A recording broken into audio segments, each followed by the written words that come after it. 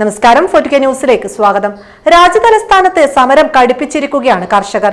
അതിക്രൂരമായാണ് കർഷക സമരത്തെ കേന്ദ്ര സർക്കാരും പോലീസും നേരിടുന്നത്. ഡ്രോണുകൾ ഉപയോഗിച്ചും തണ്ണീർവാതകം വരെ ഉപയോഗിച്ചും കർഷകരെ പിന്തിരിപ്പിക്കാനുള്ള ശ്രമം വരെ പോലീസിനെ ഉപയോഗിച്ച് കേന്ദ്ര സർക്കാർ നടത്തി. കൂടാതെ ക്രൂരമായ ലാത്തി ചാർജും പോലീസിന്റെ നേതൃത്വത്തിൽ നടക്കുകയുണ്ടായി. നിരപരാധികളായ കർഷകർക്കാണ് അതിക്രൂരമായ മർദ്ദനം നേരിടേണ്ടി വന്നത്.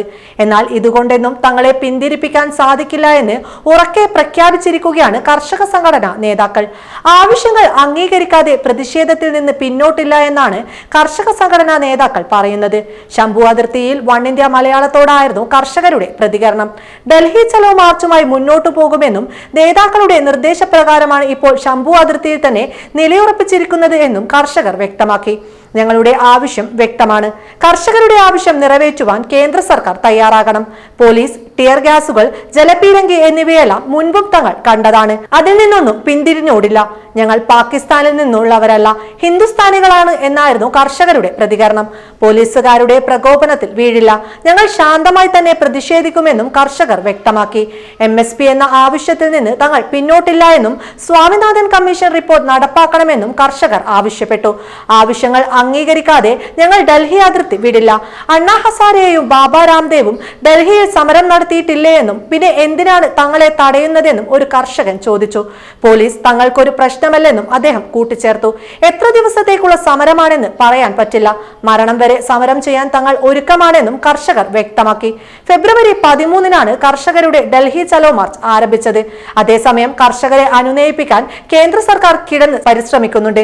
ഇന്ന് കേന്ദ്രവും കർഷക നേതാക്കളും മൂന്നാം വട്ട ചർച്ചയ്ക്ക് തയ്യാറെടുക്കുകയാണ്. കേന്ദ്രമന്ത്രിമാരായ അർജുൻ മുണ്ടെ, പീയൂഷ് ഗോയൽ, നിത്യാനന്ദ് റായ് എന്നിവർ പ്രതിഷേധിക്കുന്ന കർഷക സംഘടനകളുടെ പ്രതിനിധികളുമായി ഇന്ന് വൈകിട്ട് വീഡിയോ കോൺഫറൻസ് വഴി കൂടിക്കാഴ്ച നടത്തും.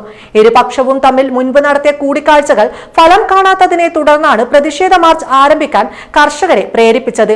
അതേസമയം ആദ്യ ദിനം മാർച്ചിന് നേരെ പോലീസ് നടപടി ഉണ്ടായിരുന്നു.